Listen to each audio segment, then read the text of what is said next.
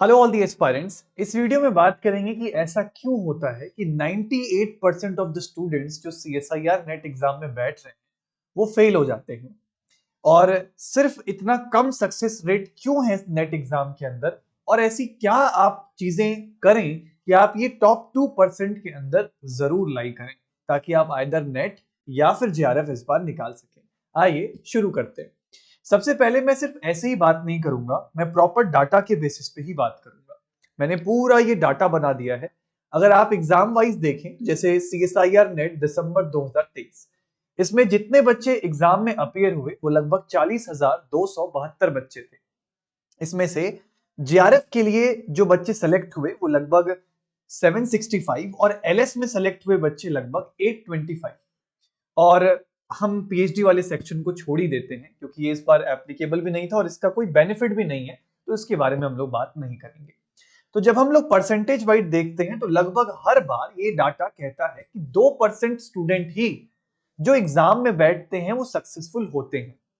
तो पहली चीज तो ये बात क्लियर कर लीजिए कि जो कंपटीशन होता है ना, वो वाकई में देखा जाए तो सिर्फ 3,000 से 4,000 बच्चों के बीच में होता है।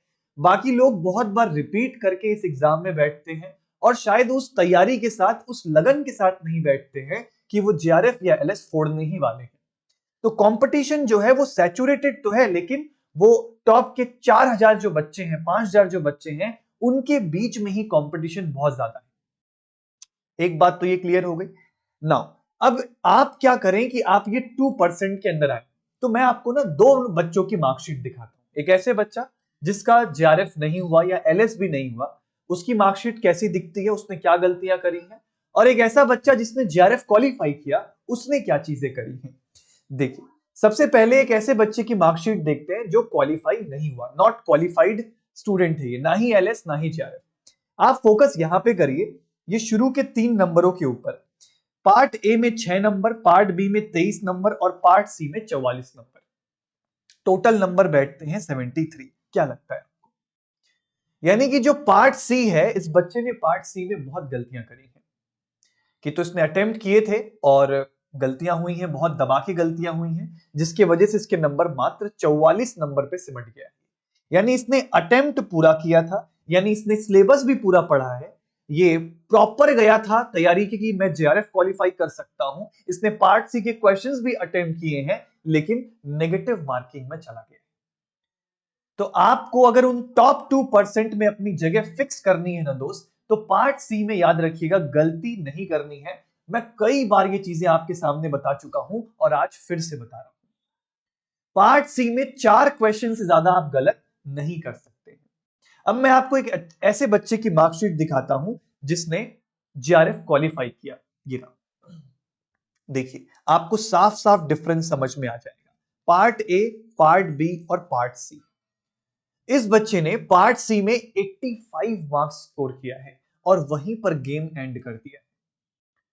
पार्ट सी में 85 मार्क्स मतलब इसने मात्र 3 क्वेश्चंस गलत किए हैं पार्ट सी में, तभी इसके 15 नंबर कटे हैं, 3 नंबर माइनस में गए हैं, नेगेटिव में गए हैं। पार्ट बी में भी काफी हेल्दी स्कोर है 31, और पार्ट ए में इसने ध्यान नहीं दिया, शायद जो क्वेश्चंस आसान थे वही किए और 4 नंबर स्कोर किया। तो आराम से जेआरएफ क्वालिफाइड। और ये यहां से हमें यह पता लगता है कि part C will be the deciding factor. आप उसमें 3 से 4 क्वेश्चन से ज्यादा गलत नहीं कर सकते। 25 अटेम्प्ट करिए और 3 से 4 ज्यादा गलत मत करिए। आप मेरे से लिख के ले लीजिए, आपका जेआरएफ हो जाए ना। ऐसी क्या चीजें करनी चाहिए कि हम उन टॉप 2% में अपनी जगह को बरकरार रख सकें। तो part C would be the deciding factor. उसको हल्के में नहीं लेना है, उसको बहुत सीरियसली हर मॉक टेस्ट में देना है। Don't ignore part A. अब जैसे बहुत सारे बच्चे क्या होते हैं, उनका बैकग्राउंड होता है पार्ट ए में। मैंने बात करी ऐसे स्टूडेंट्स जिनका 16 नंबर, 10 नंबर, 15 नंबर ऐसे आते हैं पार्ट ए में। तो अगर आपके पास वो कैपेबिलिटी है ना, आप केमिस्ट्री संभाल लीजिए, पार्ट ए के बेसिस पे आप बहुत अच्छा जंप ले सकते हैं। अगर मैं इसी बच्चे के पार्ट ए के नंबर में 6 नंबर और जोड़ दूं तो इसकी रैंक लगभग टॉप 10 में भी आ सकती है, और ये एसपीएम स्कॉलरशिप के लिए भी एलिजिबल हो जाएगा। स्टाइपेंड 5,000 से बढ़ जाता है, मायने रखता है। एक महीने 5,000 बढ़ाओ, 12 पंजे 60, साल का 60,000 रुपए होता है। बोलो बात समझ में आ रही है?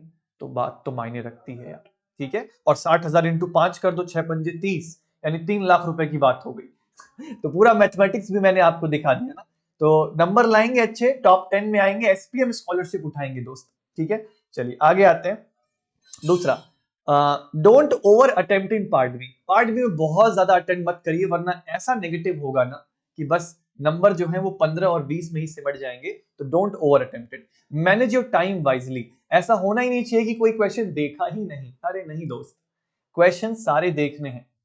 जो नहीं पढ़ा, जो आउट ऑफ सिलेबस है, उसको लाल करके छोड़ दीजिए। जो पढ़े हैं, जिसमें आप जिस क्वेश्चन से आप लड़ने वाले हैं, उसको मार्क टू फॉर रिव्यू वाले ऑप्शन में छोड़िए पर्पल कलर से, और जो हो गए तो उनको तुरंत करके आगे बढ़िए। तो क्वेश्चन सारे देखने हैं, टाइम बहुत वाइजली यूटिलाइज करना है। डोंट पैनिक, अगर शुरू के 10 क्वेश्चन भी नहीं डुएबल हैं, डोंट पैनिक। पूरे साल भर की 6 महीने की मेहनत सत्यानाश हो जाएगी अगर आप शुरू में पैनिक कर गए तो। हो सकता है शुरू के 10 क्वेश्चन डिफिकल्ट आ गए हो यार। आप मेरी इस बात को बस याद रखना, मेरी इस वीडियो को याद रखना। सर ने बोला था शुरू के 10 क्वेश्चन भी नहीं होंगे तब भी कोई बात नहीं है, आगे क्वेश्चन मिलेंगे। अगर आपने पढ़ा है, मेहनत करी है, तो यस आप क्वेश्चन कर पाएंगे। बस आप अपना पार्ट सी संभाल लीजिए, नेगेटिव मार्किंग संभाल लीजिए, आप डेफिनेटली एग्जाम क्रैक कर देंगे। बात समझ में आ रही है? प्लस ये चीजें आप कैसे अपने अंदर प्रैक्टिस इनकलकेट कर सकते हैं, तो आप आईएफएस की वेबसाइट विजिट करिए। हमने बहुत सारे मॉक टेस्ट आप लोगों के लिए फ्री कर रखे हैं। जैसे मैं आपको शो करता हूं, जब आप गूगल पर लिखेंगे आईएफएस ऑनलाइन, तो आपके सामने इस तरीके का वेब पेज आएगा। आप यहां साइट से लॉग इन कर लीजिए। ये सारी चीजें आपको पार्ट सी में कैसे नंबर इंक्रीज होंगे, पार्ट बी में कैसे होंगे, हमने आप सभी लोगों के लिए फ्री मॉक टेस्ट ऑर्गेनाइज कर रखे हैं। यहाँ लर्न फ्री के सेक्शन में आइए, ऑनलाइन टेस्ट में आइएगा।